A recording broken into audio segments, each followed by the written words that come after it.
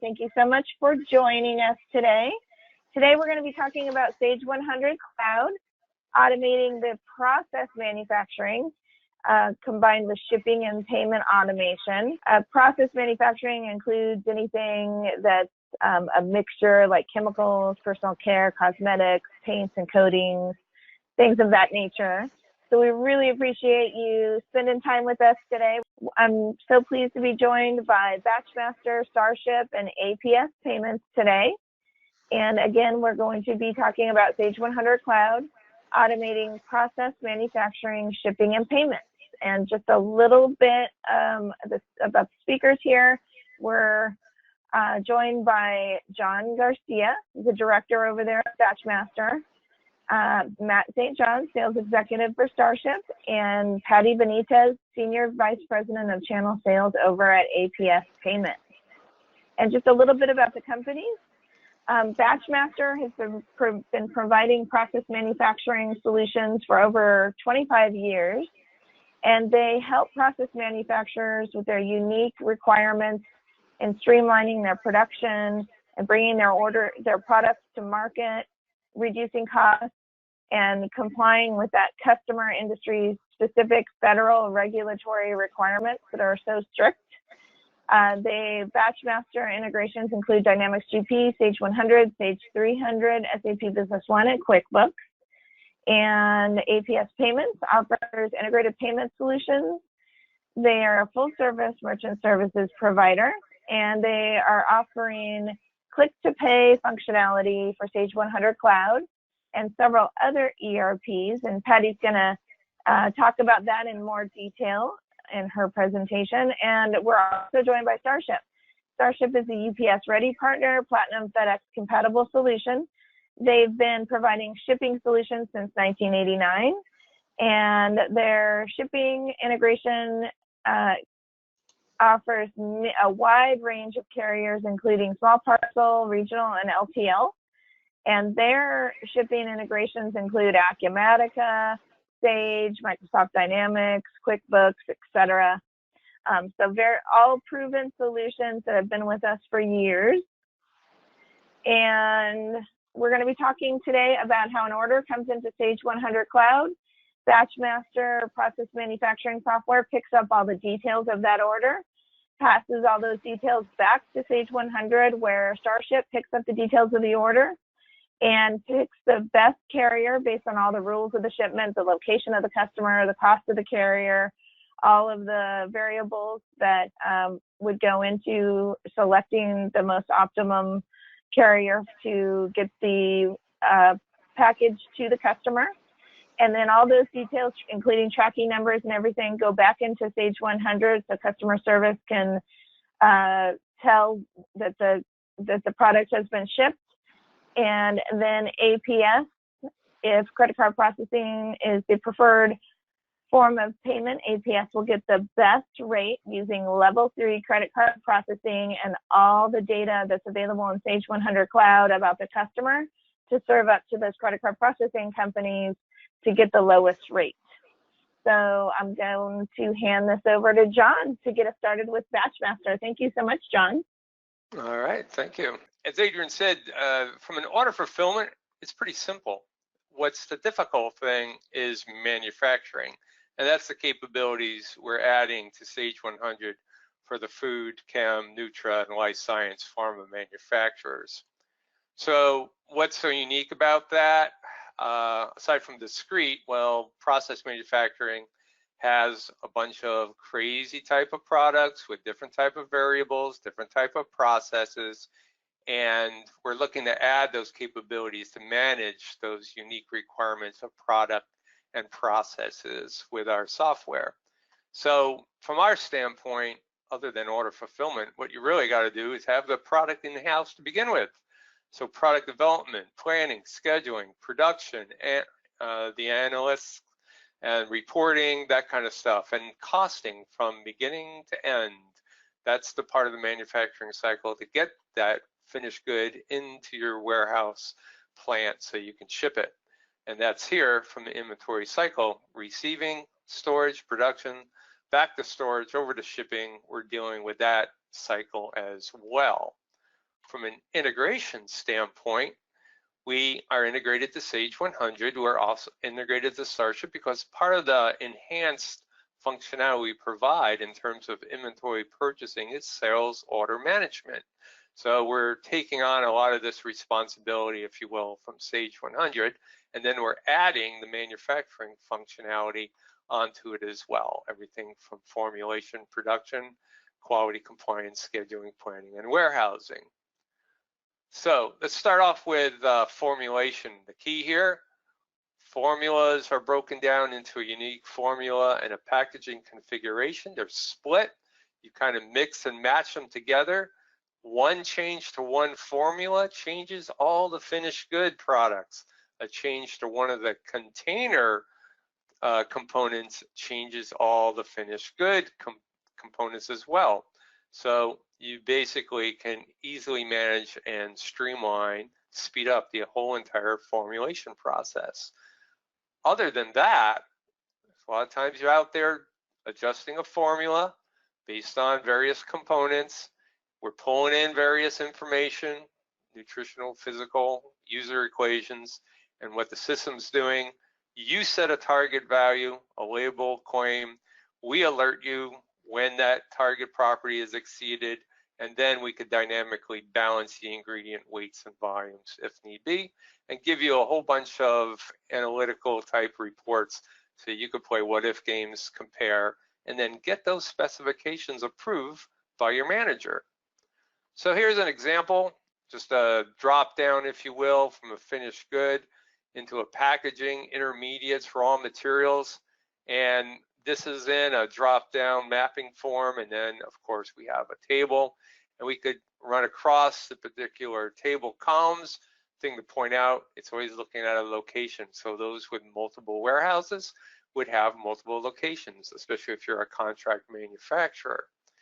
If we look a little further, we know that every piece here, it's either used in a formula or made in a formula, and then it has costs involved as well. And we'll talk about those costs a little later, but that's key to part of that estimated cost during product development that makes you better decisions moving forward.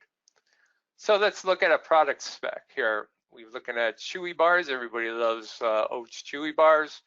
We add a bunch of ingredients. Matter of fact, I noted here that it's a material we've added, but within the formula spec itself, we could also add quality SOPs, quality control tests, any type of ad hoc tests, text as well. Again, warehouse, quantity required, what's the unit of measure? We deal with all the inventory unit of measure and conversions as well. And of course, revision status, because multiple teams could work on multiple formula spec versions as they move forward, but only one is going to be approved for production. Most importantly, if you roll up the physical or nutritional values of that particular formula, we provide you with this table. And here's the label claim for this food. And we'll see this sodium exceeded the target value, so it's highlighted. And what could happen, obviously there's sea salt, but there are other ingredients that contribute to that overall sodium. And if we decide to, we could click on this and the system will automatically change the weights or volumes required. And that's a quick way to do some, again, analysis based on nutritional value. Cost. We may want to play around with costs of a formula or a packaging or a finished good. And if we drill down into that, there's setup costs, fixed costs, variable costs, all that deal with labor. Everybody has a particular label or a role, responsibility, and their labor has a particular cost. And we can add all those up and we can figure out what an estimated cost would be for these chewy bars during product development. So once we have that, let's do some comparisons. We could compare the property analysis, the label claims of like a seasoning product, one that's currently active and one that one of the member teams is working on, and they could do some comparisons there. And then from a cost standpoint, they could look at different costs of different specifications or finished goods and do some comparisons there. And when they go ahead and put this into the workflow, you could have folks like the finance people looking at the cost side of it. In this particular case, we're adding QC tests, and there's numerical values that we want to capture. There may be pass-fail, alphanumeric. This, whether it's food or chem or nutra or pharma, we already have a template of all the typical quality control tests, and all that you need to do is go in there and adjust the tolerance and the target values, and then add these in. So this is part of the spec. It's embedded within the spec as a type and a line item, and then this will be passed along, and your quality control manager will be looking to ensure you've got the right quality control tests defined within that spec. And that's how it goes through the approval process. There's security on the formula, goes through the demo, in this particular case, to approvers, and they get an email whether it's going to be approved or not. And then off it goes, ready to get into production. Each one of those formulas, whether it's an intermediate, a base solution, let's say, that feeds a finished good formula that's then filled into a container, each one of those is considered a batch job. Each one of those looks at a process cell, a capacity and rate, and you can control, manage each one of these batch jobs individually. And part of the streamlining the production is to have some automatic functions. Auto-allocating inventory based on expiration date, for instance. It's auto-generating pick and quality tasks, whether you generate a barcoded document or make those tasks available in a mobile device. It's going to auto-generate the lot numbers, if you will, for the finished good or the formula. And it's going to auto-backflush some of the consumed inventory quantity as well. And if you need to, it'll generate nutritional labels, and if you're in chemical, SDS labels, and other documents as well. So as far as a batch job's concerned, here's the material. Here's some ad hoc text that were put in, the items, the descriptions, again, the location, the quantities that are required, losses. There could be losses that are being defined for a particular ingredient, but there's a loss that could be incurred for a piece of equipment. So we're going to capture all that information as well.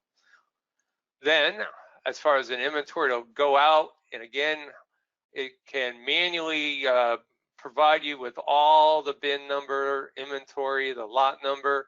You can pick and choose manually which one you want, or the system can automatically choose the right inventory for this particular batch job, again, based on dates and quarantine and quality statuses, etc. So here's just an example of generating that barcoded pick list, everything you need for the batch job, what it's supposed to do, where it's supposed to be basically made, but more importantly, down here, we're always trying to capture the lot number. You can go ahead, fill this in, it's barcoded, take those pieces of paper, if you will, bring it over to a workstation and let somebody scan it in at that point. Or if you go with the mobile pick route and you're on a smart tablet, a lot of that same information is now available on your smart tablet. You could run through it for a batch job, run through the warehouse, item keys, and of course, we're capturing that lot number, and that's key to lot traceability and recall, which we'll talk about shortly.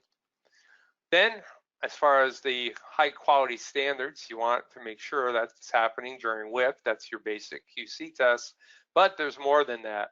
Inspection plans against vendor deliveries, inspection plans against your equipment, making sure that they're at the optimal setting, inspection plans against raw materials or intermediate or finished goods called stability tests, making sure that they still match what the physical or nutritional values are, and then checking outbound shipments if you need to as well. So an example here is just a QC test against that batch job, where we're looking at, again, we're taking these QC tests from a food, a chem, a Nutrapharma template. We've gone ahead and we've added the tolerances and whatever into there. We understand it's a numeric or pass-fail, alphanumeric, who's it's tested by, when it's tested, how it's been approved, all that information is being captured. And then you could have multiple samples as well, meaning it could be reworked until it's good or it's going to be scrapped. And then in the completion of it, you're going to put in the quantity to complete. You'll order weight, some volumes, the yields, byproducts if you need that as well. That's involved. And then there'll be lot number generation as well that occurs. So I mentioned mobile tasks. During this whole process, we can employ mobile tasks at the point of receiving or put away, basic warehousing, moving inventory from storage into the production line, returning any balances if need be. At the end of the fill process, whether it's an intermediate or a finished good, again, we'll use mobile to move that back and then pick and ship it based on the sales order. And that's where we integrate. Again, Starship is going to be part of that during that delivery process. Here's just one example of the mobile task of this particular put away. We've got some chewy bars. We're going to put it away. The system has generated the lot number, told you where to go, the quantity, etc. All that information, again, you could put that on a smart phone, a smart tablet, or a basic RF unit as well. Now, I mentioned each individual batch job that you can manage independently, but that doesn't do that good when it comes to speeding up, optimizing the whole entire process. So if we were to link all these together, we can create a super batch. Back schedule it, forward schedule it. Now you can basically create one batch that controls a bunch of dependent batch jobs. So what does that look like? If we have a super batch here, if I look at all items, we'll see there's a particular batch that we could have, again, managed independently or added them all together, if you will, and put it underneath this super batch and let the system basically do the scheduling for us. And we can see that on a production dashboard, and we'll see that shortly. Now, what's interesting is that we have the ability to consolidate and optimize orders based on a number of factors. And in this particular case, we've got flavor X in the envelopes, we've got flavor Y in a jar. If we back it up, X and Y, but there's a base formula, but the packaging is different too. So can the system, yes it can, look at all of this and optimize it. And what it'll do, it'll take all those orders, put it into an order pool, whether you've collected with by email or phone or by e-commerce or EDI for B2B, create those batch jobs, if you will, and then put it out on a calendar, put it into a daily schedule, link them all together along with changeover and maintenance. And then if you need to, you can go ahead and feed that schedule into our MRP and it will generate the purchase orders and put those on your particular calendar so you're ensured that these production jobs won't go short. So how does that look on the production dashboard? Well, here's just one example where we've taken those batches, we've put it onto this dashboard. We can click on it, get the details. We look at the table, has all the details as well. We could change the time. We can move these from one production line to another, one piece of equipment to another, and it's all color coded so we can keep an eye on it. And we basically can let the system, initiate, release, and work these through or manually work them through as well. All through that process, I think I pointed out the lot number is important for traceability and recall purposes. And we're basically capturing that lot number or generating the lot number for deliveries and validating it all throughout all the processes. And where that comes into play, again, here's purchasing, and we're doing it with our smart tablet. We're capturing the lot number, or I should say we're generating the lot number because we've captured the vendor lot number. Internally, we've generated our own lot number to track it through the system. We can have a sales order. Again, we can generate the lot number on that pick list. On the sales order to pick a product so we could ship it. Again, we're capturing that lot number And if we looked at a sales order and we drop down from an order entry into Starship, into BatchMaster, obviously what we care about is tracking numbers and the freight charges, things like that, that we can keep on our sales order within BatchMaster.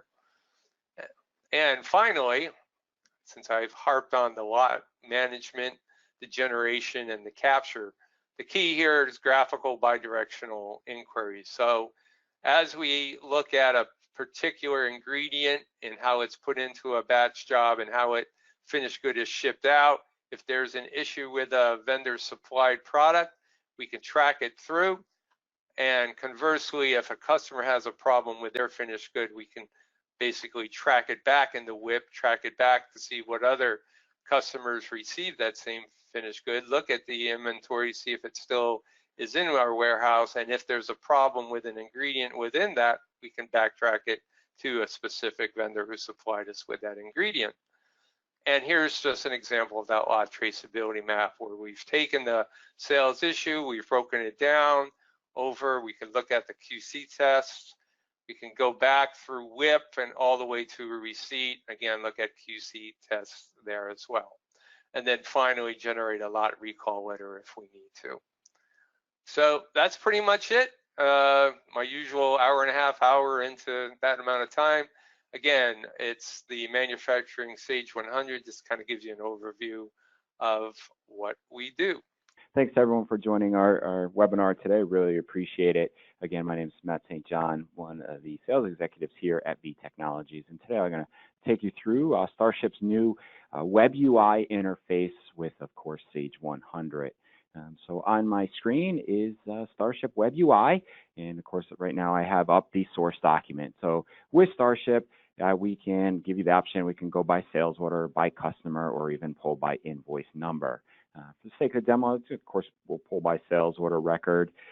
So as you can see here, I can sort my sales orders. I can, this source document up top here, if my pick sheets are barcoded, I could use just a regular wedge type scanner, scan in that source document.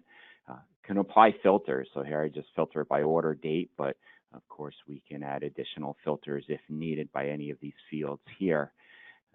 And then once we're ready, we can also get into doing batch processing, where I can select as many orders as I like and process them all in one single batch, even go into all the way down to group related orders. So here, this is Starship's just telling me, hey, you know what?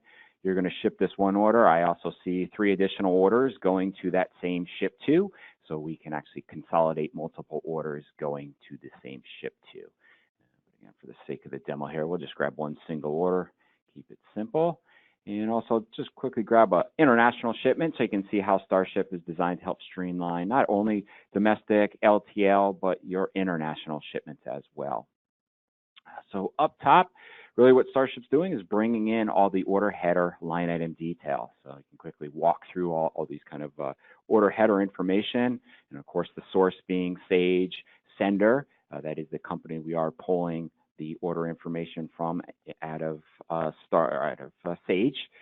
So in here, if anyone's doing drop shipments, blind shipments, as you can see, we can also set the system up. So maybe I need this to show that it's coming from Walmart, a different address, different name.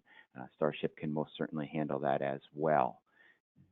Recipient, that would be the ship to from, in this case, again, the sales order that's inside of Sage. Starship will do address validation. We do validate ZIP+4, so we're going to help save on those residential, residential commercial fee validation as well, but address correction fees, and of course, as I just mentioned, the residential commercial correction fees. And then transportation, that's going to be the ship via. So Starship in these mappings can have a one-to-many relationship. So based off the ship via on the sales order, Starship knows to select carrier, service, billing type, anyone doing third-party or collect shipments. Starship can be set up that it automatically switches that to third party. We even have a database where we can set up and store the customer's third-party account information.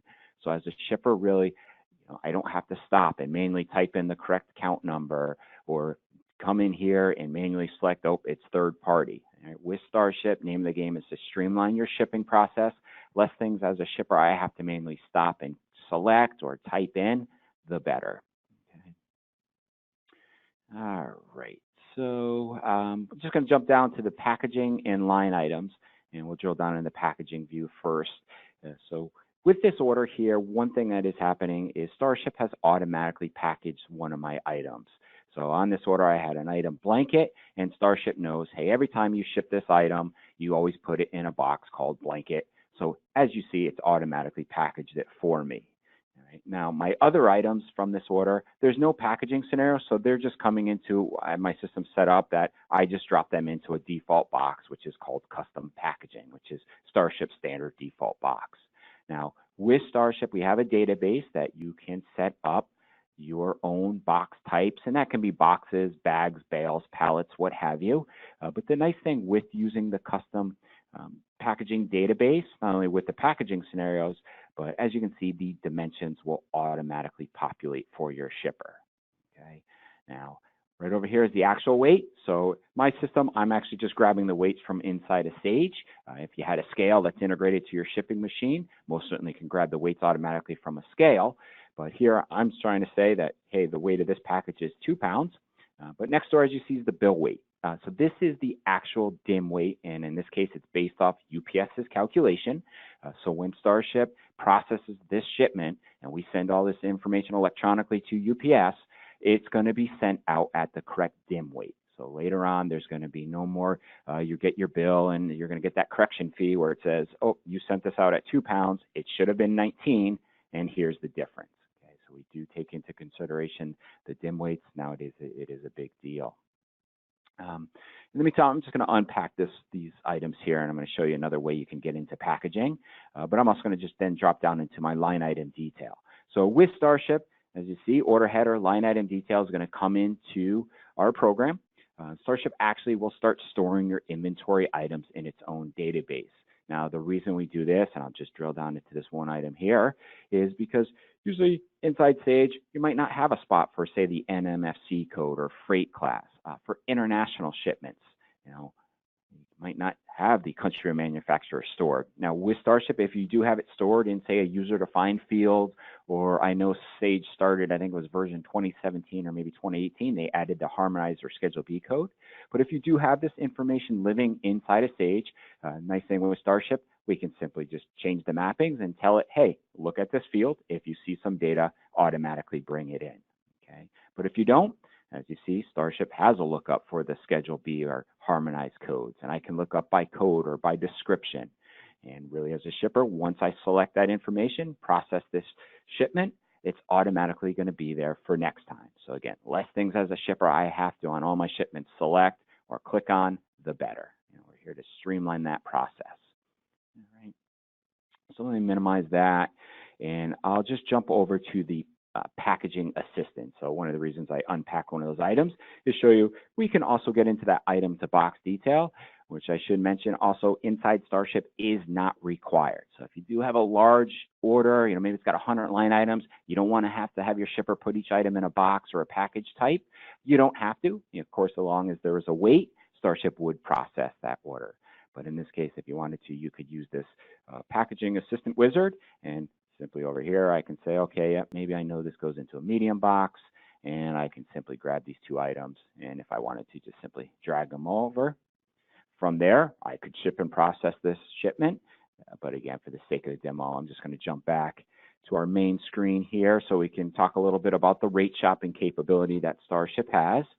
And we'll also minimize this. Let's get that stuff out of its way.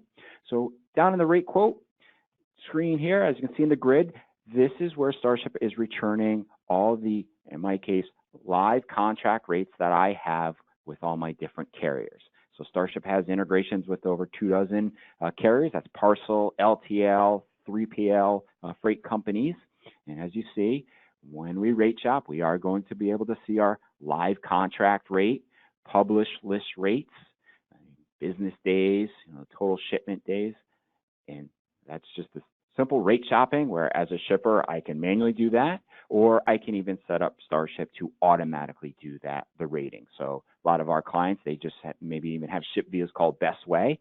Starship brings them in, and they'll have what we call a ship via rule set up that says, you know what, Starship, you automatically rate shop this shipment and always select the least expensive carrier service. Okay, so that whole process can also be automated as well. Up top, total charge, just a breakdown of the charges, just drill down into here to show you and talk a little bit about freight rules with inside Starship. So with Starship, if you do have any what we call freight rules, maybe certain customers receive a discount, maybe you're doing a promo code or it's free shipping over X amount of dollars. As you can see, you can use freight rules to handle that. Now here I just have one. It's actually just looking at a user-defined field inside of Sage.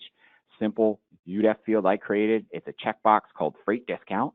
So because that's selected, this customer is receiving a 10% discount. So freight rules can be percentages, min-maxes, flat rates, and it can even be based off of published list rates, or if you wanted to, your contract rate with the carrier. So I have that one. It looks like I have a second one here. And this one is actually going all the way down to the line item detail. I believe I have some plates on this order. So because they're fragile, I have to use additional bubble wrap or packaging material. So I'm telling Starship, hey, anytime those plates are on an order, you know what, add another $3 so we can help cover the cost of that additional packaging material. Okay. Now, with Starship, anyone also want to mention if anyone's doing e-commerce, say, for example, Amazon, eBay, Shopify, WooCommerce, we also have integrations with e-commerce sites, and you can actually use those two different ways. So I could actually just connect Starship directly to my e-commerce site and pull the orders right from Starship. Most of our clients, though, you have a system like Sage, so your orders are probably getting into Sage first. So if that's the case, you can actually use our e-commerce as what we call extensions. And as an extension, what Starship will do is bring in the order, just like I'm showing you now. But then when I actually ship and process it as a shipper, you're going to see in a little bit here, I'm going to send back all the tracking freight amounts into Sage. But with the e-commerce integration, it's also going to update the e-commerce site as well. So it's going to hit Sage as well as the e-commerce site. All right. So when we're ready to actually ship and process this order, again, I can click the ship and process button. I can go up to the shipment drop down, and here, as you see, I have shortcuts. I could save. Maybe I'm staging this, want to process it later. I could do that. I could F3 or click ship and process, even ship and create a return. So in this case, we'll just do the ship and process. And what Starship's going to do, my system, it's just going to generate and preview shipping documents. But most certainly for you, when a shipper clicks ship and process, Starship's automatically just going to start printing out shipping documents. And here we'll start here. This is the what we call our smart label. And as you can see, a smart label will print a shipping label and packing list together. So this one would actually have to go to a laser printer, but most certainly we can send the shipping label to a thermal printer. With Starship, the packing list, you do have the option that can also go to a thermal printer if you wanted to, or of course send it to a laser printer, print it to paper. All right. Documents can be customized. So here you see I added our company logo, unlimited templates on those documents, and then you can also assign printing rules. So, maybe customer ABC needs a packing list to look a little different, or maybe you're drop shipping it and you need someone else's logo on it. You can actually create a different template, assign a printing rule, and then of course Starship would only generate that document when that rule applies. So we got box 1, box 2, and here's my NAFTA form. So Starship can generate NAFTA forms, commercial invoices. If this was an LTL shipment, because Starship is multi-carrier, multi-mode, so we can also process LTL shipments. We can get into bill lading, pallet labels. But here, documents automatically going to populate a lot of this information. And if you wanted to, you can even have it populate a signature, name, date, so on and so forth. So once again, as a shipper, hey, this prints out. I don't even have to touch it. It's all going to be filled out for me, and I'm just going to move on to my next shipment. So again, normally when I ship and process, you wouldn't have those. What's going to happen is the document's going to print, and then it's going to take your shipper right back to this main shipment selection screen. And then they're just going to go through that whole process again and get out their next shipment. And real quick, what I'll do, I'll jump back into Sage so I can show you the write back. So here in Sage in SO invoice data entry, I'm going to select my last invoice. So here's sales order 222. This is the one we just shipped. As you can see, Starship's automatically created the invoice inside of Sage. We're going to write back that tracking information. And this goes right into Sage's table, so I can even hyperlink and use their tracking or even their item to box detail if I wanted to. and then totals tab, going to write back that freight amount plus or minus any freight rules. And with Starship, you can also get into assigning write back rules. So maybe, hey, on our website, we've already charged for freight, so we don't want Starship to overwrite that freight amount. Simple freight rule, and then Starship would not overwrite that. And then real quick, let me just jump back here. 2 other programs included with Starship are our e-Notify program. So with e-Notify, we can actually set up our own custom email templates. You can create these. They're very simple. Add your company logo. I'm just going to go back to pending here. So this should be the one for the one we just shipped. And here you go. Put your company logo on. Let your customer know Sage Fields, PO, sales order, but give them the item to box detail, maybe when it's coming, expected. That's coming from the carrier, so that is accurate. And then the tracking numbers here, these will hyperlink the customer right to the carrier. So if this was, UPS or FedEx, it would take them right back to the correct carrier. And with the email templates, unlimited templates, just like the printing documents, and then you can also get into assigning emailing rules. So if you had different templates, you could set up those different rules. And then back in the Starship web UI, I just want to quickly bring up our new dashboard program. So those are familiar with our original dashboard. We also now have it in the web UI, and we've added new features like this heat map, so I can see where all my shipments are going to. See here. And then, of course, we have our standard, maybe top statistics, if you want to see top 5 customers, performance indicators, okay, so shipment by status, by carrier, so on and so forth. Nice thing with these, you can even drill down into them, and go all the way down to get further shipment detail. Okay. So really, that's what I quickly wanted to review with you. What I'll do is now hand this back to Adrian, so Patty can talk about how you can then use APS to capture the funds for your orders. Thank you, Matt. And John, great presentation so far. Ladies and gentlemen, from manufacturing to delivering and to finally getting paid for what you do. What you see on the screen is the APS team, and it was important for me to show you this picture because we come from filling everybody's shoes. Not only from using Sage 100 internally, but also developing the different packages that are available. From our CEO and founder all the way down to me, our CEO was a member of one of the group that developed what is now known as Sage Payments and recently acquired by Paya. Myself, I was with I'm the hot chick in the white, by the way. I was with a Sage reseller and used to sell a point of sale system which required credit card processing. Now, the reason I'm mentioning a lot of this history is because I was not aware of the programs that are in place by the card brands to allow a merchant to lower the rates by 43%, which is what I'd like to focus my side of the presentation on today. Why? Because that 43% savings can potentially help you to purchase the BatchMaster solution or the Starship solution today. I'm going to show you exactly what I'm talking about. The members of our team are credit card processing industry experts coming from all of the different banks that you may have run into, all of the different companies that you may have run into, even the resellers. So let's begin by understanding how and why it is that we're able to lower the rates for anyone that's currently processing within Sage. It all has to do with understanding your fee structures.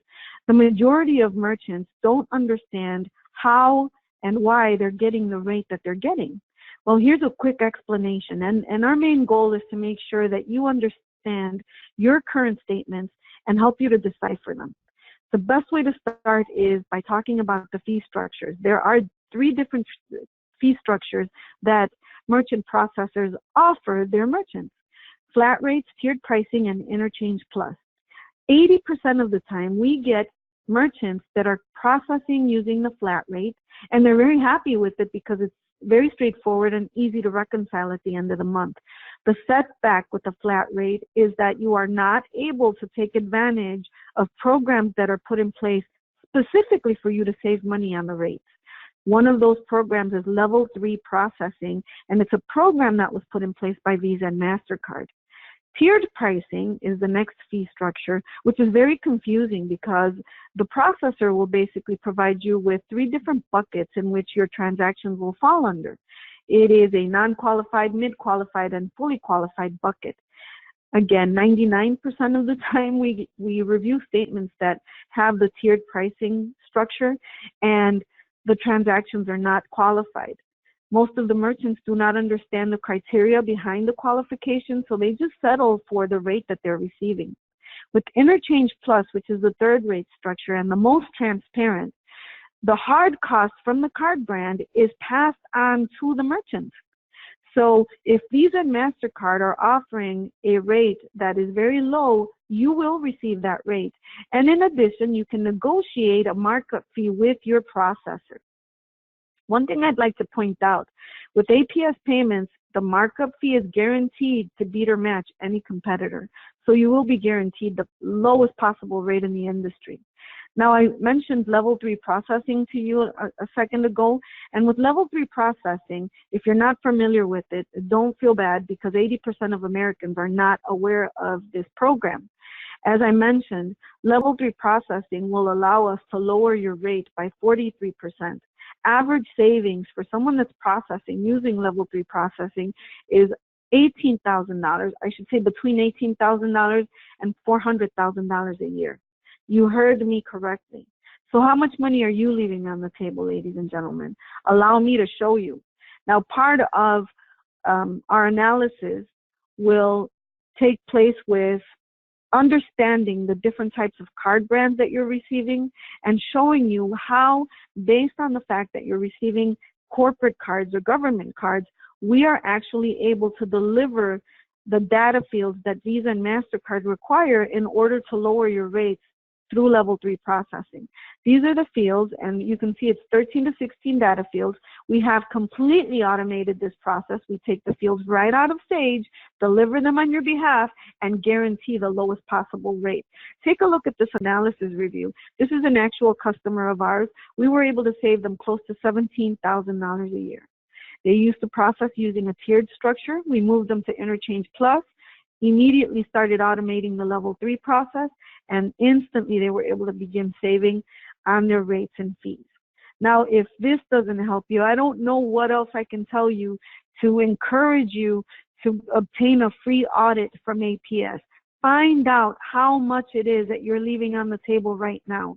Worst case scenario is that we will teach you exactly how to go back to any processor and get the lowest rates possible in the industry. Now, here's another quick example of why it's important that you understand your statements. Currently, you may be receiving a statement that looks similar to the far left-hand side, which is in a summary view.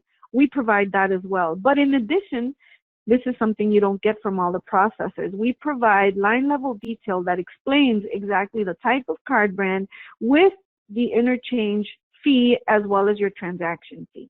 So there's no confusion about why or how you're getting the rate that you're getting at the moment. Another thing that APS offers is an online payment portal, which is called Click to Pay. It basically allows you to send an invoice directly from Sage when you're printing your invoices through paperless office. The invoice is delivered via email with a Pay Now button on the body of the invoice. Your customer is able to click on that button and submit their own payment online for that or multiple invoices. That information flows back into accounts receivable cash receipts within Sage 100. I'll come back to the additional features, but I'd like to show you quickly what the Click to Pay would look like. So what I did is I printed out an invoice from Sage, and let's step into your customer's point of view. They received an email, the invoice is attached, they choose the invoice. This is a standard crystal form that you can definitely customize, add your logo for brand recognition, etc. They will then click on the Click to Pay button, and they're directed to the screen that shows them specific details regarding that particular invoice. When they choose to make the payment, they will be able to see all of the invoices that are outstanding. Now, in our next iteration of Click to Pay, we will also be showing the credits that are available, and they will be able to apply them. When you originally set up Click to Pay, can give them the option to pay with credit card as well as ACH. Now, in this case, the customer is able to choose to pay the full balance or a custom amount. If they decide to pay additional invoices, notice how simple it is for them to add the invoices to the total. In this case also, I'm going to be paying for just this invoice. I will click continue. I have been given the option to pay using credit cards and ACH. I can also save my payment for future use or use a previously saved payment method. I'm going to key in my credit card information. Now notice how simple we make it so that your customers can make their payment. Your customer literally only has to fill in 4 different data fields here. If they've used Click to Pay in the past, they will only have to fill in 3 fields. The postal code will be saved for future use. They will submit their card. Now, when they provide the credit card information is tokenized. We process the transaction through our secured gateway. If there are any discrepancies, they will get pop-up windows indicating the discrepancies, such as the validation code is not a match or the address is not a match. If the transaction goes through successfully, level 3 will also apply automatically. So we are submitting the data fields in order to obtain the lower rates. And we will send the customer a success notification, such as the one you see on the screen. In addition to the success notification, you can also set up the system to send your customer a standard looking type of receipt, similar to this receipt on the screen right now. And this is entirely optional, of course.